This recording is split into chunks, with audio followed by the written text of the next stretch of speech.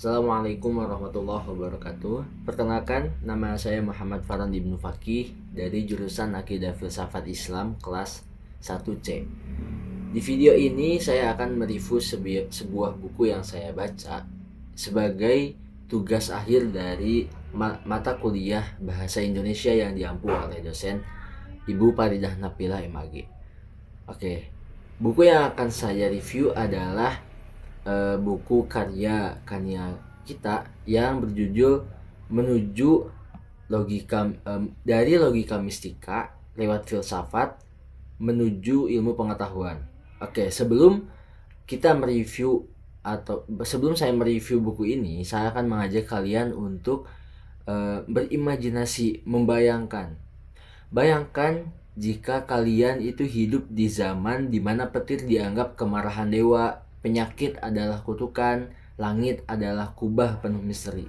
Terus sekarang kalian buka Google Maps buat cari jalan tercepat, minum obat yang dosisnya pas berdasarkan penelitian puluhan tahun, dan tahu kalau bumi bulat dan mengitari matahari. Apa yang terjadi di antara dua titik waktu itu? Itu bukan cuma cerita manusia jadi lebih pintar. Itu tuh adalah petualangan pemikiran manusia paling epik yang pernah ada. Sebuah revolusi diam-diam yang mengubah kita dari makhluk yang tercengang-cengang jadi makhluk yang tahu cara kerja dunia.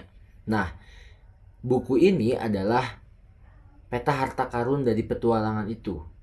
Dan kabar baiknya, kita semua sudah mewarisi harta karun tersebut.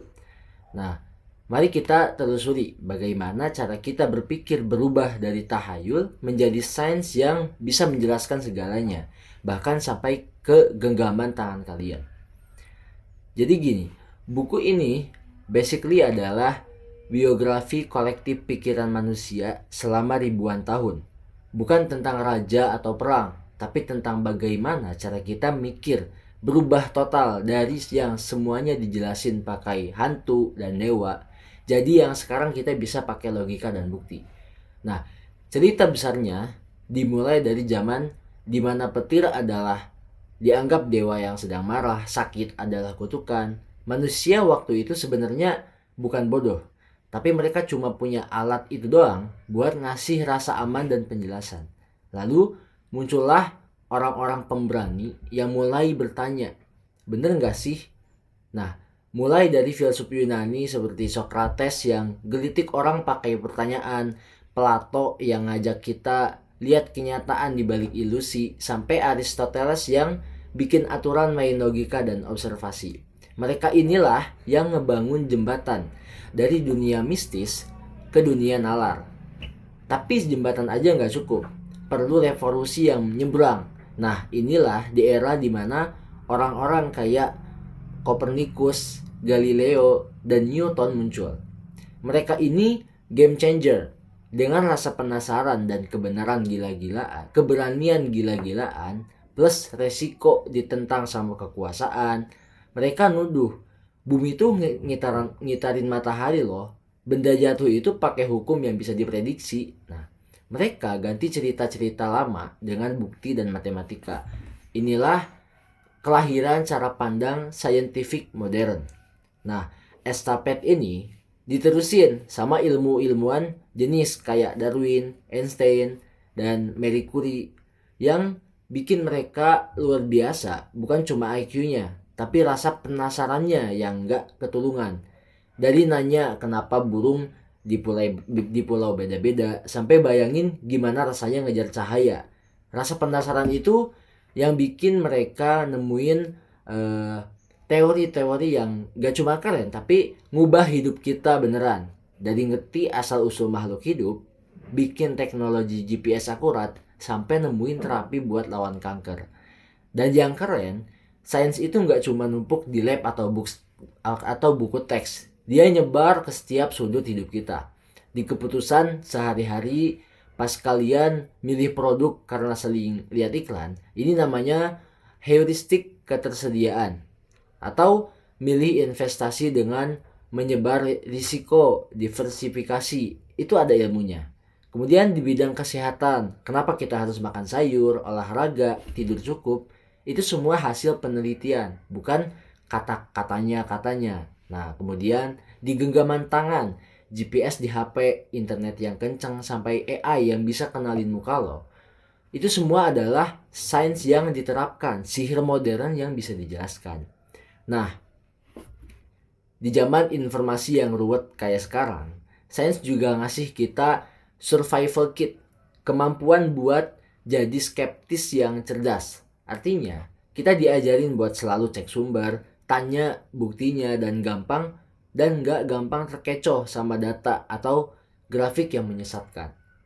Ingat prinsip sederhana, korelasi itu bukan sebab akibat. Es krim laris bukan penyebab serangan hiu meningkat. Nah, itu bukan. Pada akhirnya, semua perjalanan panjang ini mengkristal jadi satu hal, cara pandang scientific atau scientific worldview. Ini adalah mindset akhir yang kita bisa raih setelah lepas dari tahayul. Pola pikir yang bikin kita lebih berani karena nggak takut sama hantu dan omong kosong, lebih kritis, lebih terbuka, siap nerima fakta baru. Karena sains itu seperti peta yang terus direvisi. Kemudian kita lebih bijak dalam ambil keputusan dari hal kecil sampai dasarnya fakta, sampai besar dasarnya fakta dan logika. Jadi pelajaran paling penting yang saya dapat ketika baca buku ini adalah rasa penasaran adalah kekuatan super. Inilah bensin yang ngajakin manusia keluar gua, lihat langit, dan akhirnya ngerti hukum alam. Jangan pernah berhenti penasaran. Kemudian bikin kita berani mikir sendiri. Kebenaran seringkali dibawa oleh orang yang awalnya dianggap aneh atau salah, percaya sama bukti, bukan cuma sama yang mayoritas percaya. Kemudian ilmu pengetahuan itu untuk semua orang. Dia bukan deretan rumus membosankan. Keputusan dia adalah cara paling keren yang pernah manusia temuin buat ngerti dunia, ngambil keputusan dan hidup lebih baik. Nah, mulai dari milih snack sampai milih presiden, mindset scientific bikin kalian gak gampang kejebak dan membuat kita menjadi menyuruh kita menjadi detektif informasi. Di era hoax dan clickbait, skill paling berharga adalah kemampuan memilah mana yang berdasarkan bukti, mana yang cuma jualan atau cari sensasi. Selalu tanya sumbernya siapa, buktinya mana, apa ada biasnya. Kita selalu belajar Kemudian perjalanan tuh gak pernah berakhir. Dari mitos ke filsafat, ke revolusi sains sampai sekarang, kita selalu belajar dan memperbaiki kesalahan pemahaman kita. Punya pola pikir terbuka dan rendah hati itu wajib. Karena besok-besok bisa aja teori hari ini direvisi lagi. Nah, intinya, buku ini mengingatkan kita menjadi manusia yang rasional, kritis, dan penuh rasa ingin tahu, bahwa ingin tahu itu bukan bawaan lahir, tapi adalah pencapaian peradaban tertinggi yang diraih dengan susah payah. Dan tugas kita sekarang adalah merawat dan meneruskan estafet itu dalam cara kita berpikir dan menghadapi dunia setiap hari. Nah, mungkin cukup sekian dari review saya dari buku ini. Kurang lebihnya mohon maaf. Semoga apa yang saya sampaikan bisa bermanfaat bagi kalian semua. Oke. Assalamualaikum warahmatullahi wabarakatuh.